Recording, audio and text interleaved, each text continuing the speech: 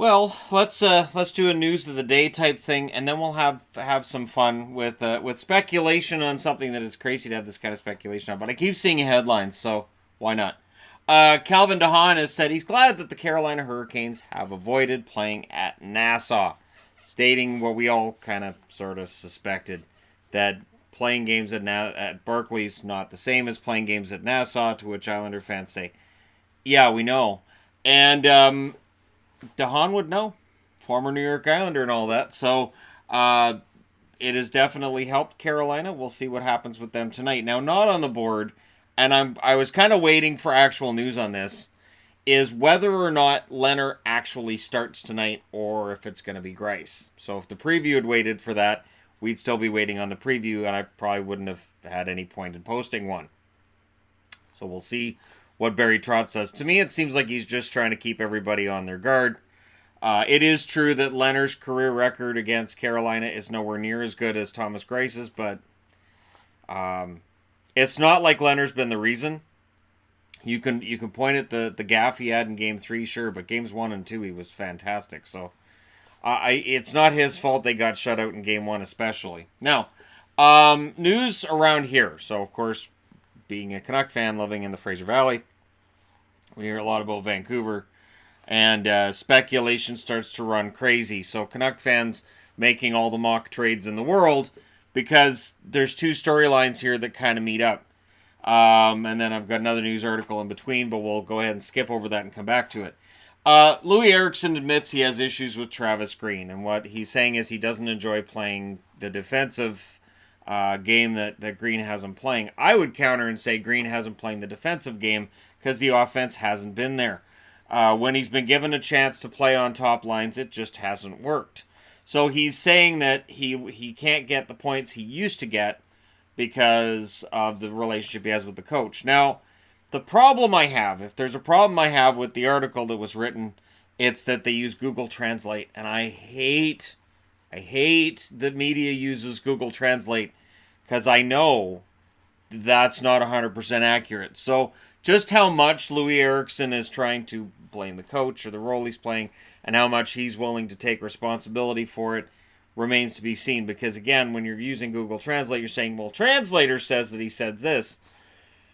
Okay, they can be quite different. So take it with a grain of salt. He does say that he expects to be a Canuck again this fall, but we'll see what happens.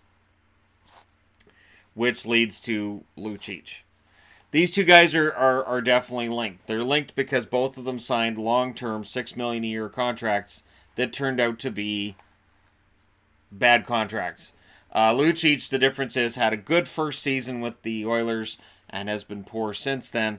Whereas Eriksson, it's been a nightmare from the beginning. And so both of them seem to be willing to move. Lucic has said, I'm willing to play in Vancouver. You know, I wasn't a big fan of the idea of signing Lucic 3 years ago when he was out there. I thought that was a bad idea. Lucic does tend to go into these prolonged slumps, and if he's not in a good mood, it can negatively impact the whole team. And I think him saying, yeah, I'd be willing to play in Vancouver doesn't mean a thing at all. I remember when Sakic, who, BC boy, right? Every time Sakic's contract would be coming up in Colorado, you'd have Canuck fans like, hey, maybe now he's finally going to play for his hometown Canucks before he retires. And it's just, there was no way. And he would say, oh, I'd be willing. Oh, yeah, playing in Vancouver wouldn't make me want to vomit.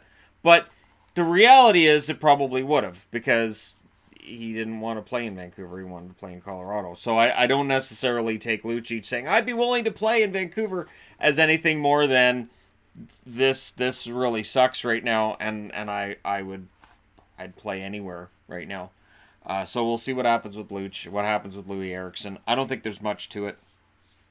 And of course, Canuck fans are coming up with mock trades of how to make it work. We'll trade our first round pick, and we'll give them the rights to Wellwood, and then if they give us the rights to Gretzky, he won't play. But boy, will that play well in the media. Anyways, so yeah, it's the silly season, and so we'll hear a lot of stuff about that in coming months. Women's hockey. So again, men want to come out and say, Nobody supports your game. Nobody cares if you go on strike. Nobody cares if you guys aren't going to play, which misses the point entirely. They're saying we want to see a business model that works. They're not saying we believe that we're on par with men. They're just saying we want to be able to play a professional game. We want to be able to go out there and do that, and we want to play for the right league. Like people point out, well, the attendance is really low. I would counter with there's no advertising. There is virtually zero advertising. And so I think that the women's game, while I enjoy watching women's hockey, and I do, I think it's good hockey, I think that you need to come up with an entire comprehensive plan. And then there's people who are accusing them of waiting for a bailout from the NHL. No. One thing that Cassie Campbell said that I last night was that we have the NWHL right now, and that's a model that seems to be losing money too, and it's just it doesn't seem like any of this works. They need one league, and ideally it would work in partnership with the National Hockey League, and they would come up with some kind of a business model that works. So again, it's not about everybody getting rich and all these women thinking they're bigger than what they are. It's the idea that they believe that they should be able to play the game, to give young girls who are playing hockey. And women's hockey at a grassroots level has exploded over the last couple of decades. It has been just a huge, very, very quickly growing sport. And so there's a lot of women playing it, and now it's a matter of getting the word out there. And it could be the kind of thing like we have the All-Star Skills Competition. Well, give women like an hour before the men go out there. Have people see what the women can do, this kind of thing. And you can go from there. Like we'll watch the women's hockey at the Olympics, and we know that's pretty good hockey. And again, the whole, well, we have to compare it to men is just insane. I don't hear that very often with tennis. And yeah, women at tennis, they're not on the same level as men, but that's not what it's about. Absolutely not. So I support women, and actually was talking last night with Yvonne about how, they're a non-profit at this point in time, and, maybe there'd be some way that I, on some level, would be willing to throw some money in and be a sponsor on some level. So, just as somebody who enjoys the game of hockey, and I know I report on the National Hockey League almost exclusively due to time constraints, but the idea that the game should grow. I mean, we've got a 6-year-old girl in this house who loves playing hockey more than anything else.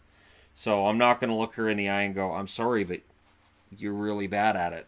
Because she's not. I've watched her out there with the boys her age, and she's just as good as they are. I know. And then as they get older, the boys are going to get a lot faster and bigger and stronger, and she won't. But the idea that, well, you shouldn't play at all is just basically the story that other people seem to be pushing, and I don't buy that at all. I'm not going to tell her, well, you shouldn't play at all, because it's pointless. Now, on to other news. The Rangers are stockpiling young players. So Shesterkin, Kravtsov, and Fox have all signed their entry-level contracts. We know that they're getting an excellent prospect in this year's draft, and regardless of which player it is, odds are they make the roster also on an entry-level contract this fall.